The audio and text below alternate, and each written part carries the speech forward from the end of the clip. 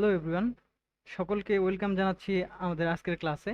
আর আজকে আমরা যে ব্যাপারটা নিয়ে আলোচনা করতে যাচ্ছি সেটি হচ্ছে HTML। মেনলি আমরা আলোচনা করব HTML এর যে আপডেটেড ভার্সন অর্থাৎ HTML5 নিয়ে। কোনো একটা ব্যাপার নিয়ে আলোচনা করতে গেলে প্রথমে আমাদের যেটা জানতে হবে যে সেই জিনিসটা কোথা থেকে উঠে আসছে বা সেই জিনিসটা আসলে কি। সো দেরি না করে শুরু করা যাক আজকের ক্লাস। HTML হচ্ছে একটি মার্কআপ ল্যাঙ্গুয়েজ। W3 স্কুলের মতে HTML is standard markup language for creating web pages। এর মানে হচ্ছে HTML একটি মার্কআপ ল্যাঙ্গুয়েজ যার মাধ্যমে আমরা কি ওয়েব পেজ তৈরি করতে পারি। তো এখানে আরো কিছু আমরা ডেফিনিশন দেখতে পাচ্ছি। HTML stands for hypertext markup language, HTML। এই চারটা যে লেটার আছে, এই চারটা লেটারের ভিন্ন ভিন্ন এলাবোরেশন রয়েছে। H ফর হচ্ছে hyper, T for text, M for markup and L for language. So পুরোটা জুড়ে হচ্ছে হাইপারটেক্সট মার্কআপ ল্যাঙ্গুয়েজ। আমরা জানি যে HTML কিন্তু সরাসরি কোনো প্রোগ্রামিং ল্যাঙ্গুয়েজ নয়। HTML হচ্ছে একটি মার্কআপ ল্যাঙ্গুয়েজ। অনেকগুলো মার্কআপ ট্যাগের মাধ্যমে বা অনেকগুলো ট্যাগ ব্যবহার করে, অনেকগুলো এলিমেন্ট ব্যবহার করে আমরা একটি ওয়েব পেজ তৈরি করতে পারি। কার সাহায্যে? HTML এর সাহায্যে। এখন HTML এরপরে আরো অনেকগুলো এলাবোরেশন দেখতে পাচ্ছি, অনেকগুলো ডেফিনিশন দেখতে পাচ্ছি। HTML is a standard markup language for creating web pages, যেটা হচ্ছে একটু আগে আমরা জেনে গেছি। এরপরে যেটা আছে, HTML describes the structure of A page or web page. মানে হচ্ছে একটি ওয়েব পেজের যে কাঠামোটা আছে, এই কাঠামোটাকে তুলে ধরতে আমাদের যে ল্যাঙ্গুয়েজটা ব্যবহার করতে হয় সেটা হচ্ছে HTML। এটা অবশ্যই markup language. HTML consist of A series of elements. মানে HTML অনেকগুলো এলিমেন্টের সাহায্যে গঠিত একটি ল্যাঙ্গুয়েজ, যার মাধ্যমে আমরা কি করতে পারি, আমাদের ওয়েব পেজ তৈরি করতে পারি। HTML elements tell the browser how to display the content. Mainly এলিমেন্টগুলো যে রয়েছে HTML এর, এগুলো আমাদের ব্রাউজারকে বোঝায় বা আমাদের ব্রাউজারকে বলে আমরা যে কন্টেন্টগুলো ব্যবহার করছি আমাদের ওয়েব পেজে, সেটা ইমেজ হতে পারে, টেক্সট হতে পারে, video, audio, anything you want to show. আপনারা পেজে যত কিছু দেখাতে চাচ্ছেন সেগুলো হচ্ছে আমাদের কি কন্টেন্ট। এই কন্টেন্টগুলো আমরা কিভাবে ভিউ করতে চাচ্ছি, এই কন্টেন্টগুলো কিভাবে ডিসপ্লে করতে চাচ্ছি, সেই জিনিসটা HTML আমাদের ব্রাউজারকে বলে দেয় এবং সেই অনুযায়ী আমাদের ব্রাউজার কিন্তু কন্টেন্টগুলো আমাদের সামনে ডিসপ্লে করে। এরপরে দেখতে পাচ্ছি HTML elements label pieces of content such as this is a heading, this is a paragraph, this is a link, etc. HTML elements এর আমরা যে কন্টেন্ট গুলো ব্যবহার করতেছি সেগুলো এক একটা এলিমেন্টের মধ্যে থাকবে। সো এলিমেন্ট গুলোকে হচ্ছে আমরা কিছু লেবেল দিতে পারবো, নাম দিতে পারবো। যে আমরা একটু আগে যেটা বললাম আর কি, যে এখানে টেক্সট রাখতে পারি, ইমেজ রাখতে পারি, ভিডিও দিয়ে যে কোনো কিছুই রাখতে পারি। চলুন জেনে নেওয়া যাক HTML এর শুরুটা কোথা থেকে এবং এখন পর্যন্ত ধাপে ধাপে HTML এর আপডেটেড ভার্সনগুলো আমরা একটু দেখার চেষ্টা করি। 1991 সালে টিম বার্নার্স-লি HTML আবিষ্কার করেন এবং এরপরে HTML এর আরেকটা আপডেটেড ভার্সন আসে যেটা হচ্ছে HTML+। এটা আসে 1993 সালে। এই ধারাবাহিকতাটা এভাবে এসেছে। এরপরে হচ্ছে 1995 সালে HTML ওয়ার্কিং গ্রুপ ডিফাইন্ড, মানে HTML নিয়ে কাজ করছে যে গ্রুপটা, তারা হচ্ছে এটার নামকরণ করে HTML 2.0 অর্থাৎ HTML 2.0 যেটাকে বলে থাকি আমরা। 1997 সালে W3C রেকমেন্ডেশন অনুযায়ী HTML আরেকটু আপডেট হয়, যেটা ভার্সন ছিল হচ্ছে HTML 3.2। 1999 সালে HTML 4.0.1 আসে। এরপর আমাদের 2000 এর এসে HTML এর কিন্তু নামটা একটু চেঞ্জ হয়ে যায়, যেটা হচ্ছে XHTML 1.0। অর্থাৎ হচ্ছে HTML টা আরেকটু আপডেটেড হয়ে এটার ভার্সনটা আসে XHTML 1.0। এরপরে হচ্ছে অনেকটা গ্যাপ থাকার পরে, অনেকটা গ্যাপ নেওয়ার পর যারা HTML নিয়ে কাজ করছিলেন তাদের একটি ড্রাফট সাবমিশন হয় 2008 সালে HTML5 এর ব্যাপারে এবং 2012 সালে হচ্ছে HTML5 এর হচ্ছে একটা স্ট্যান্ডার্ড পাস হয়। এটার অনুযায়ী HTML5 এর যে আমাদের আপডেটেড ভার্সন অর্থাৎ HTML5, এটা হচ্ছে পরিপূর্ণরূপে আমাদের কাছে আসে। এরপরে হচ্ছে 2014 সালে HTML5টা পুরোপুরিভাবে প্রকাশ পায়। HTML5 এর পুরোপুরি প্রকাশকাল হচ্ছে 2014 সাল থেকে এখন পর্যন্ত এবং এরপরে হচ্ছে 2016 সালে HTML 5.1 আসে এবং 2017 সালে হচ্ছে HTML 5.1 এর সেকেন্ড এডিশন আসে। হালকা কিছু পরিবর্তন সংশোধন করে এটা আসে হচ্ছে আমাদের HTML 5.1 সেকেন্ড এডিশন, এবং 2017 সালের পর সেই সেকেন্ড এডিশনটাকে আবার আরেকটু মডিফাই করে নাম দেয়া হচ্ছে HTML 5.2, যেটা এখন পর্যন্ত আমরা ইউজ করছি। মেইনলি এগুলো সবগুলো কিন্তু HTML5 এর ধারাবাহিকতা, জাস্ট হালকা কিছু পরিবর্তন এখানে লক্ষণীয়, যদিও সেগুলো খুব বেশি ক্রিটিক্যাল না। সো মেইনলি আমরা হচ্ছে HTML5 এর একটা প্যাকেজ পাচ্ছি 2014 সাল থেকে এই পর্যন্ত। সো আমরা পুরোটা ক্লাস জুড়ে HTML5 এর ব্যাপারগুলো নিয়ে আলোচনা করব এবং শেখার চেষ্টা করব HTML5 ব্যবহার করে আমরা কিভাবে আমাদের একটি আদর্শ ওয়েব পেজ তৈরি করতে পারি। ওকে, সো HTML এর ব্যাপারটা তো আমরা জেনে গেলাম অনেক অংশেই, এবং তার যে হিস্ট্রি রয়েছে, তার যে ইতিহাস রয়েছে, সেই ইতিহাসটা আমরা জেনে গেছি। এখন HTML এর যে ফরম্যাটটা রয়েছে, সেই ফরম্যাটটা একটু দেখার চেষ্টা করি। আমরা একজন মানুষের সাথে তুলনা করতে পারি, একজন হিউম্যান বডির সাথে তুলনা করতে পারি। আমরা স্ক্রিনে দেখতে পাচ্ছি ডেমো একটা স্ট্রাকচার তৈরি করা হয়েছে হিউম্যান বডির। সো আমরা এখান থেকে পুরোটাকে কি বলতে পারি, মাথা থেকে পা পর্যন্ত, যাকে আমরা বাংলায় আপাদমস্তক বলি, এটাকে আমরা কি বলি, হিউম্যান বা মানুষ।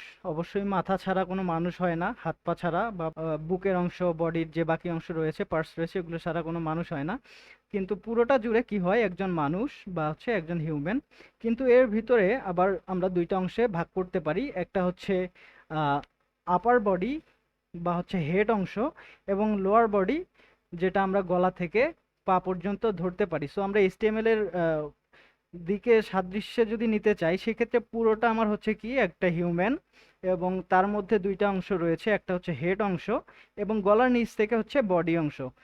যেমন হেডের ভিতরে অনেকগুলো অংশ থাকতে পারে আমাদের, আমরা যদি একজন হিউম্যানের দিকে তাকাই, একজন মানুষের দিকে তাকাই, সেক্ষেত্রে কি হয়, হেডের ভিতরে আমাদের চোখ থাকে, নাক থাকে, মুখ থাকে, এবং বডির ভিতরে আরো অনেকগুলো অর্গান অ্যান্ড পার্টস থাকে, সেটা আমরা ভালোভাবে জানি। সো ফার্স্ট স্টেপ হচ্ছে আমাদের দুইটা অংশ, একটা হচ্ছে হেড অংশ এবং একটা বডি অংশ। তো আপাতত এতটুকু মাথায় রাখলে চলবে, কিছুক্ষণ পরেই বাকি ব্যাপারগুলো খুব সুন্দরভাবে বুঝে উঠতে পারবেন আশা করি। সো ঠিক সেরকম HTML এর ক্ষেত্রে আমরা যদি দেখি যে এই পুরো ডকুমেন্টটা আমরা যেটা দেখতে পাচ্ছি, এটা হচ্ছে কি HTML একজন হিউম্যান বডির সাথে যদি আমরা কম্পেয়ার করি, সেক্ষেত্রে আমার পুরোটা হচ্ছে HTML। যেহেতু আমরা HTML নিয়ে কাজ করছি, সেহেতু এটা পুরোটা হচ্ছে আমার HTML।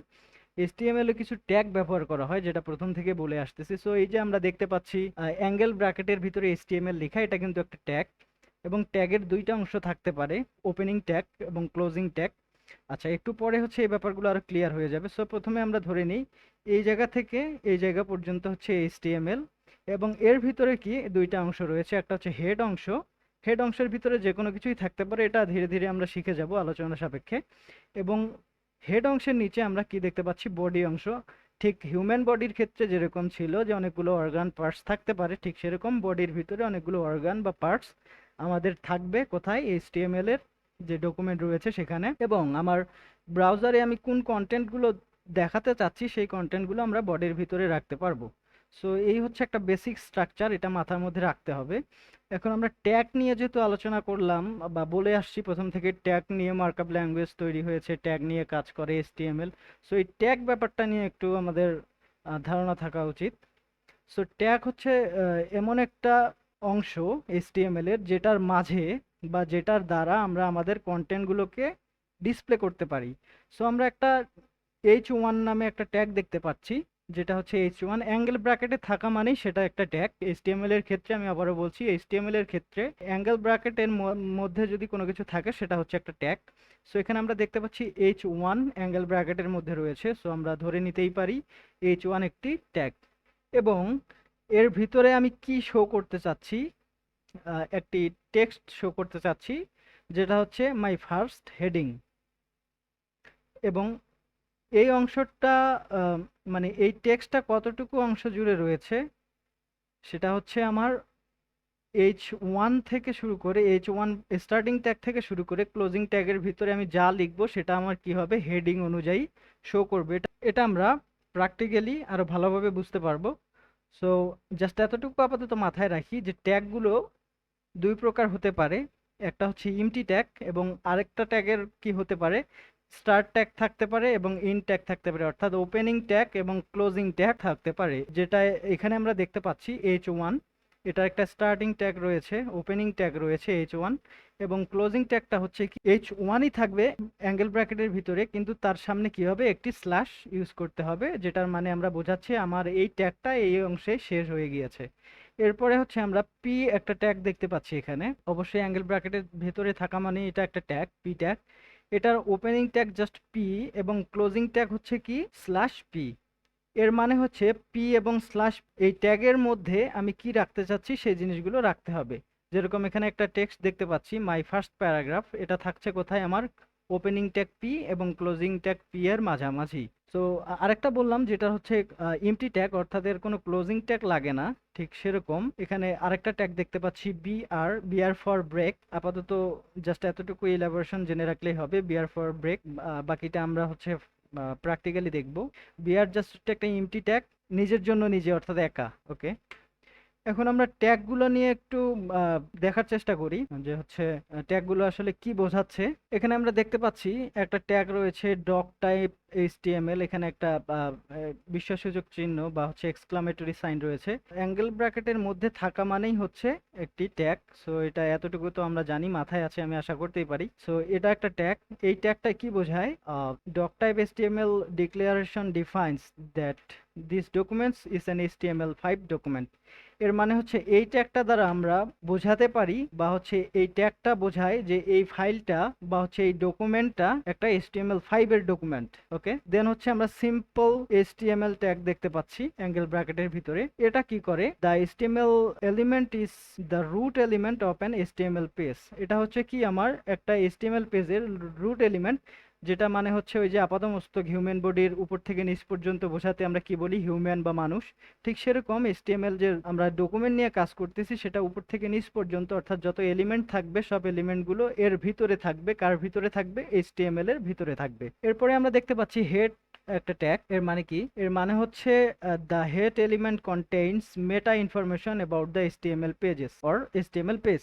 সো একটি HTML পেজ নিয়ে কাজ করতে গেলে এই HTML এর যে পরিচয়টা থাকতে পারে, এই HTML পেজে আসলে আমরা কি রাখতে চাচ্ছি বা কি নেম, এর যে ডেসক্রিপশন বা হচ্ছে এর যে নামটা, এই নামটা আমরা রাখবো কার ভিতরে, হেডের ভিতরে রাখবো। যেরকমটা একজন মানুষকে যদি আমরা চিনতে চাই, সেক্ষেত্রে কি করতে হয়, তার ফেস দেখে কিন্তু আমরা চিনি এই ফেসটা থাকতেছে কোথায়, মুখটা থাকতেছে কোথায়, সেটা অবশ্যই হেড অংশে থাকতেছে। ঠিক সেরকমই HTML এর ক্ষেত্রে হেড অংশের ভিতরে পরিচয় পর্বটা থাকবে। ওকে, দেন হচ্ছে title. The title element specifies a title for the HTML pages. অর্থাৎ HTML পেজটা নিয়ে কাজ করছি, এই পেজটার যে একটা নাম থাকবে, টাইটেল থাকবে, সেই টাইটেলটা হচ্ছে এই টাইটেল এলিমেন্ট অর্থাৎ টাইটেল ট্যাগের মাধ্যমে আমরা লিখব। এখানে আরেকটা সেন্টেন্স আমরা দেখতে পাচ্ছি, হুইচ ইজ শোন in the browsers title bar or in the pages tab. মানে হচ্ছে আমরা ব্রাউজার বা হচ্ছে যে পেজের যে ট্যাবগুলো থাকে ব্রাউজারে, উপরে একটা টাইটেল বার থাকে, সেই টাইটেল বারে যে লেখাটা থাকে, যে নামটা থাকে, সেই নামটা হচ্ছে আমরা টাইটেলের মাধ্যমে দিতে পারি। এরপর হচ্ছে body. The body element defines the documents body and it's a container for all the visible content such as heading, paragraph, images, hyperlinks, tables, list, etcetera etcetera. এর মানে হচ্ছে বডি অংশে আমরা ভিজিবল যে পার্টগুলো রয়েছে, অর্থাৎ বডি, আমার একটি ওয়েবসাইট বা ওয়েব পেজ তৈরি করার পর একজন ইউজার যে অংশটা দেখতে পাচ্ছে, সেখানে অনেকগুলো টেক্সট থাকে, ছবি থাকে, হাইপারলিঙ্ক থাকে, টেবিল থাকে, এই জিনিসগুলো আমরা যে দেখতে পাচ্ছি, এই জিনিসগুলোর কোডগুলো থাকতেছে কার ভিতরে, এই বডি ট্যাগের ভিতরে। এবং অনেক সময় আমরা দেখি যে হচ্ছে একটা লেখা বড় করে আকারে লেখা থাকে, হেডিং দেয়া থাকে। আমরা ছোটবেলায় যেরকম প্যারাগ্রাফ লিখতাম, প্যারাগ্রাফ লেখার শুরুতে কি করতাম, আগে প্যারাগ্রাফের একটা হেডিং লিখে দিতাম, তারপরে ফার্মার, দ্য ফার্মার। আমরা কি করতাম, দ্য ফার্মারটা বোল্ড করে বা বড় করে লিখতাম, এরপর হচ্ছে আমাদের প্যারাগ্রাফটা লেখা শুরু করতাম। ঠিক সেরকম কোনো কিছুর হেডিং দেওয়ার জন্য, কোনো একটা লেখাকে হেডিং আকারে রাখার জন্য আমরা কি করি, H1 ট্যাগ ইউজ করি। এবং প্যারাগ্রাফ, অর্থাৎ আমি একটা বড় আকারের কোনো লেখা আমার ওয়েবসাইটে বা ওয়েব পেজে শো করাতে চাচ্ছি, ডিসপ্লে করাতে চাচ্ছি, সেক্ষেত্রে আমাকে পি বা প্যারাগ্রাফ ট্যাগটা ইউজ করতে হয়। তো এই হচ্ছে মোটামুটি ট্যাগ পরিচিতি। এবং আমরা আমাদের কোড লেখার সময় বা হচ্ছে প্র্যাকটিক্যাল কোডগুলো করার সময় ব্যাপারগুলো আরো সুন্দরভাবে ক্লিয়ার হয়ে যাবে।